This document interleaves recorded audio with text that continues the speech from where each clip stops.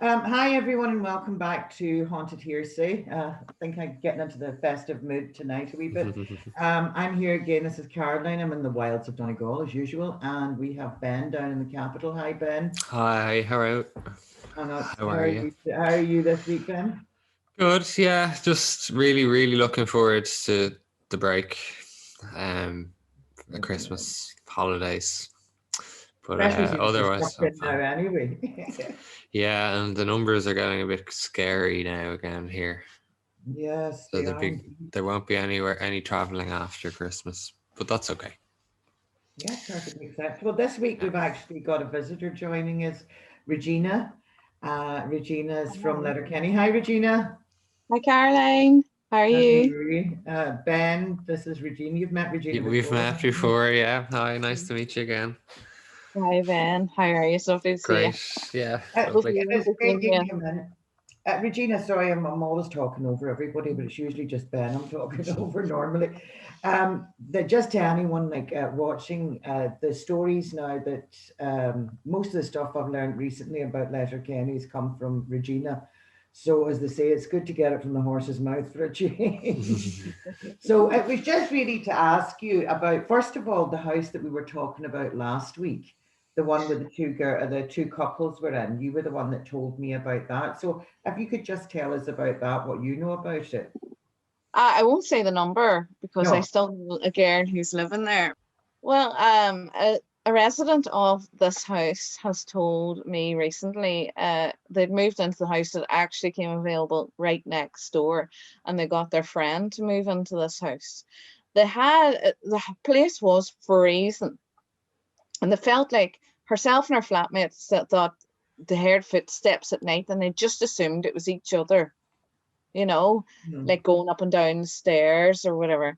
And it would have skinned you. The place was just absolutely freezing and just had a wine dank murkiness to it. Like no You matter what mentioned the something about scratching on the wall as well.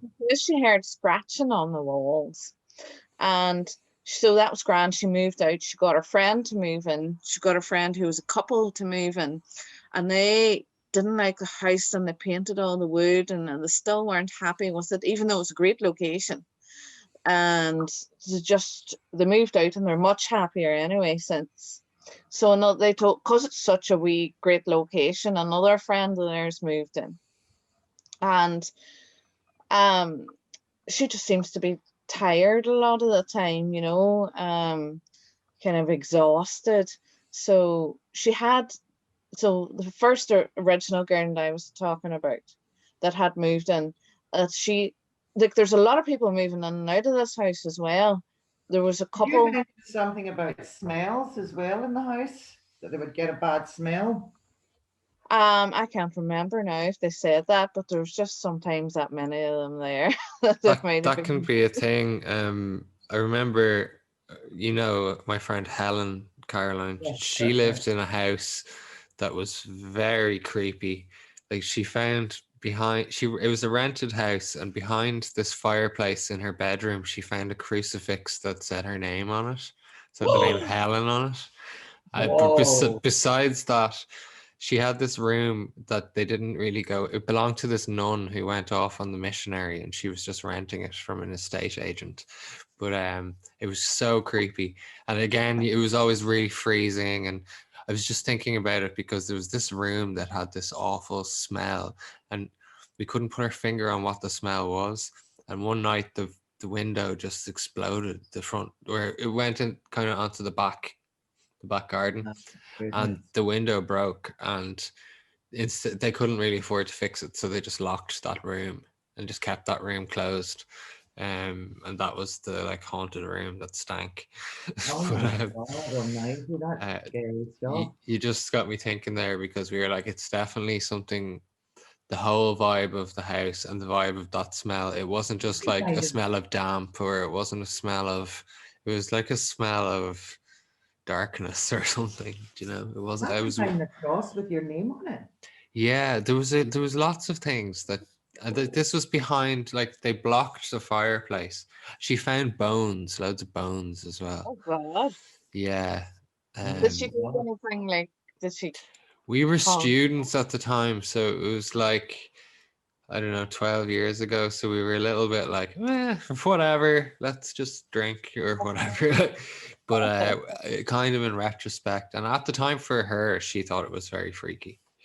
But No, I oh, think for I everyone can else, it was kind of imagine. like, but yeah. And then the lady, I think, went to Africa. She was like an old lady who owned the house, but it was just weird that I'm almost sure the lady knew Helen's name before Helen came to the house. So maybe the lady put the bones and the crucifix behind the fireplace before Helen got. Do you know what I mean? Wow. Like, there's endless possibilities, really. What? Yeah, no, exactly. I And, don't think None of them that. sound nice. Sorry, and Regina. Yeah, sorry, I don't think that, because why would she think that Helen would go and look behind a fireplace? yeah, exactly. And it definitely came from behind the fireplace, and it wasn't like a working fireplace, but it was blocked. Yeah. Um, So Yeah, why would that's bad juju though. When you see people that do things like that, that's and, bad. and That's the like a really bad weird thing about the curse almost. house is it had a sort of evil vibe, but it belonged to a nun, which was very like. there's plenty of evil nuns out there? Well, yeah, but I mean, like Nuns. all the books, all her stuff was still there as well. That's another thing. But all the books were like religious books and stuff. But there's lots of crucifixes everywhere. But just the energy of the place was really just not nice. And then there's the weird smell in that room, and the window broke, and then the crucifix and the bones. That's all the stories I can remember. Well, Um, that's pretty significant. I mean, yeah, that's the plot line to a horror movie there. yeah, Oh, demon nun yeah. Oh my God. or Yeah, that's possessed. crazy. Like it had definitely had a vibe of I don't know, creepy. Like when they locked that room, it was like this tiny little, I suppose, a dining room, library. I don't know what it would have been. Like there was books in there and stuff, but It doesn't sound like it was a good space anyway. no. But back to Regina Sorry, and her story. Regina, we do this all the time. We get it's sidetracked very kind of easily. part of the format now. Yes, exactly. You were telling us, you were telling me actually that both couples that had moved in Mhm. weren't getting on well, that the atmosphere in the house was affecting them. Having arguments and things and been fine. The first couple broke up, and that's when my friend moved in. And she moved in with, and then she had another friend move in. People were coming and going a lot from, and nobody was really settling. Then she had another couple after that. So it's like 5 people in the last 8 years that I know of that are in and out and in and out of that house. So Didn't you she, mention that there was a man that had overheard them talking about living in the house? yeah, she was working with a fella in the town, and he says, oh, they were going out or something, going somewhere, and he was going to walk her home, whatever. Oh, where are you? Drop her home. She said the estate she lived on. He goes, oh, it's not number, and he named the number of the house, number 8, and she says, yeah, and he said that he used to live there, and that they had to have an exorcism on the place. So scary. Yeah. And So when did he live there? when he lived there before, well, he would have had to have lived there prior to 8 or 9 years ago, when I knew the couple that lived there first. Um, Okay. he would have had to live there about 9 or 10 years ago, or before that. And so she had actually talked to her flatmate that night about what this man had said to her. And what happened then was they were sitting in the sitting room. The place is always freezing. A picture fell off the wall and smashed as they were talking about this, just right beside them. Wow. And yeah, so, and I've asked that girl to ask this man again if she gets a chance now, more about the exorcism. He didn't really want to talk much about it. He just Hey, said he's that over they it. called someone. They called someone to take care of it, See, whatever I it is. thought he'd overheard them talking about it, so it was, yeah. Oh, it's either way, it's still very scary stuff, isn't it? Mm, No, he That, told her correctly that wow. that's, yeah. Now, going back to what you were saying before about Ballymacool Estate, about there being a big battle close to there, I've also since found out that battle raged over and down beside the foil in front of where my sister's house is.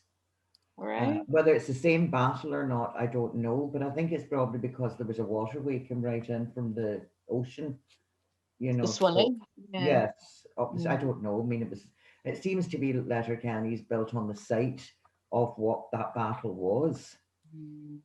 It seems So very haunted anyway, yeah, Letterkenny. it must be just like the whole town. It can't be, sections of it. It's obviously, there's got to be more parts of the town that There's a must be castle, is affected there? as well. Is there a castle? There is Yeah. the boys' school, the college, the secondary school is a castle. Hmm. St. Eunan's, so it St. was a Eunan's. castle. That's where my grandfather went. Yeah, Yeah, my and it was two from nephews Yeah. went there as well. Yeah. um Is it still a the- boarding school? Maybe not. no, No. not anymore. Not since the Years. 90s, I think. Yeah. Still a boys' school only, though. Right. And Patsy Yeah. Hannigan as well. He went there. That's right, yeah. And my sister's two boys. That's bound to be haunted, that place. It's just Yeah, it bound to must be. be. It's Yeah. huge, too. It's up beside the cathedral, isn't it? Yeah, it's just up the road from the cathedral. You Um, lived quite close to the Ballymacool estate and had a lot of incidents yourself in the house you yeah. were living in. Yeah, I had a lot of things that when I put them together after leaving and I said them all in one go, it really made me think that the place was haunted. I was also watching a program, it was Darren Brown, right? One night in this house, and it was you had to do something. He said to close your eyes for 30 seconds and you had to do something, you had to hold your hands out. And apparently what was going to happen was that you couldn't move after for 30 seconds or something like that. So I did what he told me. It was a hypnosis thing from the TV. On the TV, what he told everybody. But I could move straight away. That was fine. But I could just feel this big dark whoosh presence from the corner of the room. And I was telling a friend at work, and they were like, "Never you watch anything like that again." I've never watched anything like that since, or done anything like that You're since. obviously, you're obviously a conduit. Like open to it. Yeah, exactly. Sort of. You attract that sort of energy around you. I don't know, because um Does it freak you out? Like when you were when you had those incidents in the house, were you sort of scared, or were you just like me? It's it just was another. more annoying getting woke up in the middle of the night and Yeah. nothing was wrong, like, Yeah. and it was raining and it was exhausting. And then the questions like, what was that? And is there someone outside? Mhm. And things like that there. Not so much scary, but like it made me angry. Mhm. I felt angry, like maybe Yeah. that's part of it as well, but I would never have felt You weren't scared or anything. scared, no. Because I mean, And what's anything going to do to you, what are really? you gonna do exactly? Unless it was like a more violent thing. Like you were saying that, was it a relative of yours, cousin maybe, had an incident where Yeah, the something was thrown. recycling got thrown. Yeah. Now I wouldn't want anything thrown at me by anyone for anything. Do you know? So even if it's just recycling. This is in the same estate. This happened, isn't it? Yeah. Yeah. So You tell us that, Regina. Sure. Yeah. Well, it was just that he says he was at the kitchen late at night and a can flew past his head. Nobody else was there. And he just like really got freaked out. He says his child's toys would move on their own. Things like that there. It'd be like like a mobile, but it'd be moving like really as if someone pushed it, not just like a wee breeze or something. Excuse me. They had not a great experience in that house, weren't in it very long either. Moved out, just the place flooded. There was just always trouble with the house. There was just always something, and it smelled bad. Not saying anything. Could have been housekeeping. I don't know. But that's a common thing with poltergeist or spiritual activity. getting a smell. Well, usually that's a bad indication if there's a smell. Mm. It's, it's not sort of you're not dealing with a friendly spirit then at that stage whenever there's a bad smell.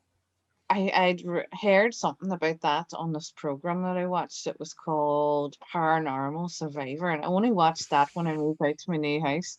And apparently, that's when somebody dies, right? But they don't realize that they're dead, and they're bad because obviously the body's decaying, so they're not a saint.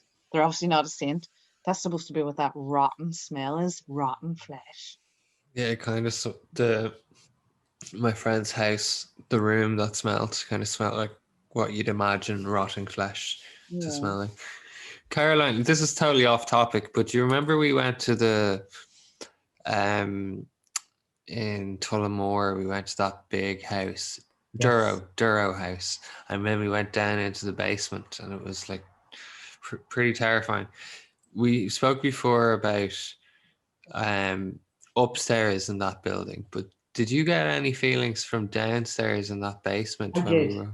I did. The young fella that was in charge of the house that night, his mother was the curator, I think, Yeah, she was. and he led me down. It was another couple that wanted to go down and have a look, so he took us down, and I came down, and all of a sudden, I mean, it was one of those, when you're peripheral vision, you just think someone's going right past you. Now it was quite dark down there, so I kept turning round, and the young fella said to me, he says, "What's wrong?" I says, "I have the greatest sensation. I'm being followed by a woman with it's got lots of keys." And he literally got such a shock. He says, "Oh my God, she ran the house. This is her office just over here." And there was no windows. It was a cubby hole. Yeah. The basement had maybe about 7 or 8 different rooms in it. And some of the rooms were probably as big as the ground floor of my house here. It was a huge bit, but it was a huge working basement. That would have been all of the people running the estate would have been down. It would have been the kitchens and the staff offices and things. So there was this woman that apparently haunted the house that went round. She had all the keys for every room and all as you know, it was a huge, huge mansion of a house. And so she was in charge. So I got her immediately as soon as I went down. And your man got such a shock whenever I said it. So whenever we'd gone in, we were hanging around one or two of the rooms. And then as we were going back upstairs, there was an emergency light on in one of the rooms that we'd been in, and it stayed on all the time, one of these sort of emergency exit lights. Mm-hmm. And as I was walking back up, I was coming up behind them, and there's no light sort of behind me, and but then I felt something whoosh behind me, and the energy light went out. But coincidental, I don't know. But yeah, your mom was very shocked. Freaky anyway. Yeah, that place was definitely haunted. Actually, I'll tell you something very funny about that house. I was doing cards that night, as you know, and we had such a brilliant group of people, a real eclectic group of people. There was about 100 there. And it was really everyone involved in either music or theatre or film, that sort of thing. But there was a couple upstairs, and they were rehearsing various things that we're going to be doing downstairs in the room that everyone was performing in. And so I had this young couple, and we were up on the very top floor, not in the attic space, because I hadn't even seen the door to that at that stage, unfortunately. And I says, "Come on, will we try and see if we can contact somebody?" And they're like, "Yeah, we should really do that. We're really into doing that." So and it was really quiet. So I just shouted in this room, "Hello, is there anybody there? If there is, can you make a sound? Let us know." And the next thing, there was this big knock. And I went, "Oh, thank you." And the two beside me went, "That." I'm out of here. And ran as fast as they could. And the thing is, you know how fast I am. I'm like the opposite of speedy. I'm slowly shoveling up. Oh my God Almighty! As I was standing there thinking, "Thanks very much for that, but that's all we wanted. We're away." And you can imagine the place. It's called Duro House, and it's this huge, pretty big estate house, and it's not in a great condition. It's in an okay condition, but it's not. It's not new looking, or it hasn't been renovated. So you can only imagine how it was used in the past for maybe like soirees and parties and that kind of thing. Absolutely. And then we were there for a sort of one night only thing. and It was amazing the night we were there. We were able to all get the a spookies photograph. came out. Yeah, we were able to get a photograph of all 100 people on the stairs. Oh You were on yeah. Halloween. It was Imagine the Halloween size of night the place, too. you know. Say that Yeah. again. It was Halloween night as well, wasn't it, that you were It there? was, yeah, It no, it was was for, no, just I think it was after after Halloween. Halloween. It was a Yeah, November night, but I it think they was the did that on beginning of purpose. November, but Yeah, we couldn't get it for actual Halloween night. and we But went. Oh, sorry. talking about, sorry for jumping over you again, but talking about Halloween, and that's the first night of the year, the beginning of November, All Souls night, between Halloween and All Souls, that they say in Irish folklore and legend that the veil is thinnest between worlds. The second night that the veil is thinnest is Christmas Eve, just after the solstice. And that's part of the Irish tradition where you lit a candle and put it in the window at Christmas. You know, this is before we started celebrating the Christmas we all celebrate now. And you hung holly above the door for good luck. But as opposed to at Halloween, when you're lighting a candle to help them on their way, at Christmas, apparently in the Irish tradition, you're lighting a candle to welcome them back home for a night, the spirits that Oh, you've lost, and it's to welcome them back home. And I watched a film during the week there. Actually, I've read this story before, so I knew it before watching the film. But I had to take a bit of umbrage with the caption. It was the story of Dickens, Charles Dickens, a great, like, obviously fantastic writer, and how he was inspired to write A Christmas Carol, which gives us a sort of rundown of the Christmas that we're celebrating now. But it was, he had an Irish housekeeper, and it was her tradition of, he asked her about her traditions. This is, well, we don't really celebrate Christmas as Christmas. It's a holy week, and the veil is thinnest on Christmas Eve, and we light a candle in the window to, for, family members or, relations that have already passed. They come back to visit you on Christmas Eve after you've gone to bed. They come in and revel, and something like an old fairy traditional folklore thing. And so he used that as an excuse to be able to bring the spirits of Christmas past and Christmas present and Christmas future. So that came from an Irish tradition that he had learned from his housekeeper. The putting up the tree was a German tradition from, I've told you that before, when Prince Albert brought it to Buckingham Palace in England, and known as a Tannenbaum. So you can see how all that, and let's not forget Coca-Cola's contribution to the sort of, they took The color of Santa. yeah, they took the Mother Russia symbol, who went round in her fur, green and white fur coats in a sleigh, giving presents to children. They've taken that and they've made her a man with a big white beard. And Saint they've Nick. called him, It's they've called him Saint Nicholas. And that Saint Nicholas was a Greek man that was brought up in Turkey, small, wiry, dark man. So, but I love the interpretation. And I suppose, yes, we do have Dickens to thank for the way that it falls now. Sort of, I think maybe he added to it and brought the tradition together, which is, we can't fault him for that. I But suppose we in love a the Victorian way, Christmas. or in a sort Yeah. of Britishy way, it's sort of, Well, it's apparently, that part of it. yeah, apparently, whenever the book was first published, and he thought, and if you watch it, it's actually really, really good TV film. But it is true, if you look it up, that when the book was first published, the amount of good deeds recorded in the city went up by 50%. no. So it's like that spirit of Christmas that he brought or made people aware of in Britain, and as a result, that filtered out. This sort of, this is the time to do good for others. We'll give him that. We'll definitely give him that. But the idea of gift giving and the being a gift giver, that was from St. Nicholas, and that was originally on the 6th of December. And that's now been, the church brought that forward whenever they canonized St. Nicholas. But yeah, I love the Christmas that we have now, and suppose in part we have to thank Dickens for it as well. The other, it was in the video we put out from that book, the book, this one, Enchanted World, yeah. The Enchanted World. I was like, what's the name? The E word, Enchanted. The Enchanted World, the Christmas book. We're talking about in Scandinavia, they have a tradition of ghosts coming back at Christmas as well.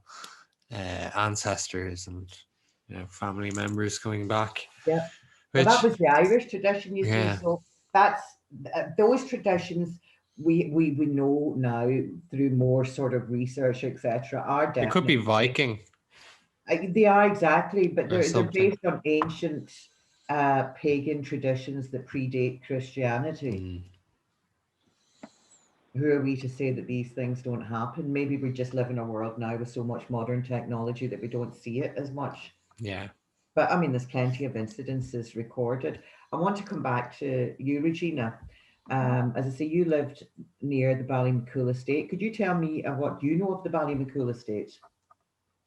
I know that, well, in recent years, someone had wanted to make it into the actual house, into a clubhouse for a golf course, and it got mysteriously burnt down in the middle of the night, even though there was nobody there. And then a big, huge housing estate with hundreds of houses was on it then. So there was a lot of talk about dodgy councilmen and all. So There was a mysterious fire the minute somebody said they were going to do something with the house. yeah, they were going to restore the house. Wow. And there was a mysterious fire that has been lying there all those years. There was never a fire before. And then so it's like, oh, well, it's useless now. And then a councillor got put up hundreds of houses and made an absolute racket and put the houses up quite quickly. Knocking down some of the oldest woodland in Europe at the same time. Chopping There's a hectare left of it. Chopping down, whatever. Saved the tiniest little part, and the little part that they saved. And now I'm better back on my feet. I broke my ankle there, but Caroline might have been telling about. But I'm back on my feet now, and I will take a walk in. I'll probably leave it till the new year. Make sure Leave it For till the I'm grave. Yeah, no, well, grave. don't hurt yourself as well, but again. Now to go by myself now. Well, you have to wait till I'm with you because Yeah, Caroline will go with you. I did go round the estate looking for an entrance into this small wooded area. But it was upsetting to see that this is all that was left of this particular woodland that was the oldest in Europe, that recorded having at least 3 different genus of very rare pine. I happened to be on Twitter yesterday. I just started Twitter the day before yesterday, so I'm only a novice to it. You're new, but yeah. It's very informative. If you go on to the sort of British Museum or the Metropolitan Museum, it's very informative. But they had up a picture of a rare pine that looked very like one of the ones that was in Letterkenny. And it was sort of, and they said, this is the name of this one, that's quite a rare spruce. So I did mention, I says, well, I happen to know where there's a woodland where there are several very rare pines, and that's in Letterkenny, #Ballymacool Estate. So hopefully somebody will look at that and think that's precious, and we can't afford to let somebody knock that down. Yeah, because if there was another like a fire or anything like that in all the houses that are there. I wonder if the developer ever got any curses or anything bad ever happened to the developer. Yeah. You never know. It could have been a fairy ring, or do you know, you hear people cutting down trees and get bad luck. The original developer. It changed hands twice in the 40s. There was the original developer. But I wonder if it carried on, if everybody who took over the ownership of the land had a terrible time. You never know. It's nothing to do with your family then, Regina, no? Kelly's? Oh, no, I don't think so.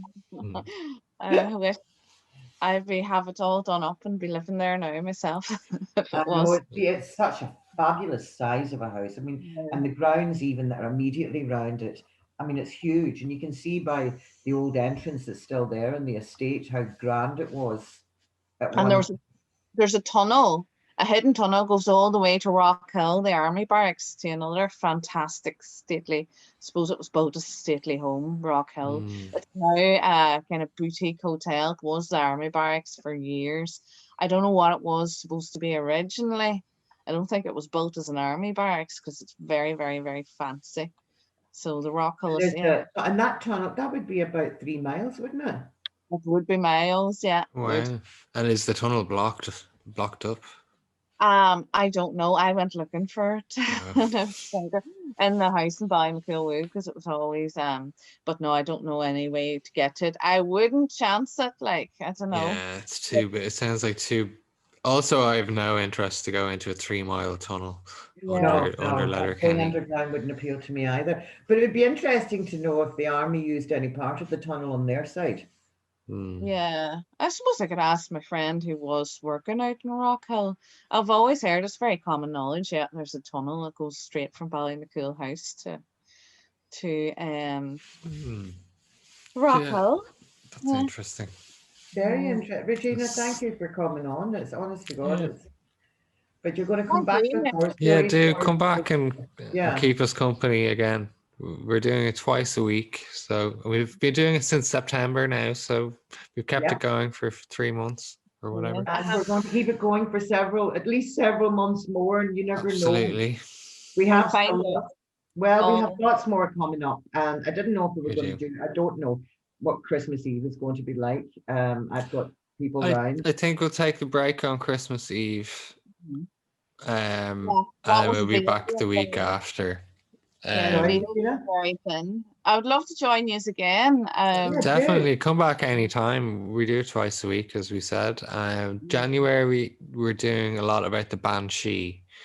So if you know anybody with Banshee stories, because myself and a couple of friends, we did a lot of research all around Donegal, and we were on Highland Radio, and we were in all the local newspapers asking people to send in their Banshee stories, and everybody in Donegal had a story about the Banshee somewhere. So yeah, my mother and I have one. Yeah, there you go. So you'll have to save it for after Christmas. Yes, that's just well, it's Christmas now this week, so I want to say to everyone, thank you to people that take the time to message and say that they like the information. I mean, we're still, as I say, finding our feet, myself and Ben here, and we enjoy doing it because it's something we've been doing for a very long time. And it comes under the guise of storytelling for us, but we're fascinated with these topics. So yeah, thank you everybody. If we don't see you over the Christmas, I think we're going to try and record something over the Christmas to say hello to you. I hope everyone has an absolutely fantastic Christmas, and get rid of all the old energy on Christmas Eve. Let the spirits come in and take away all that old bad energy. So we have nothing but good juju coming in for 2021. We want nothing but good energy and good vibes. Ben, Pleasure. over to you. Yeah, well, I just want to say thanks for everyone who's watching. Stay safe, stay healthy and happy, and we'll see you next week. Really, it is next week. It's only a few days away. So from Haunted Hearsay, everyone have a very Merry Christmas. And thanks, Regina. Thank you very much, Regina. Yeah. It's nice to have someone to talk to these things about, because sometimes, you try to talk to someone or something happened and they think you're talking. They think you're crazy, yeah. But it's nice this is have for you guys. This is for the crazies. So yes, we definitely come into that category, that's for sure. But the one thing, just very quickly before we go, I do tend to get sidetracked, is that the more I talk to people, and I mentioned we're doing a podcast, Haunted Hearsay, and we're gathering stories. Everyone has a story. If they don't have one personally, I know something that happened, So the more the merrier, and you're coming back with more, which is fantastic, and we'll see everybody next week. So from all of us tonight, thank you very much, and good night. Bye.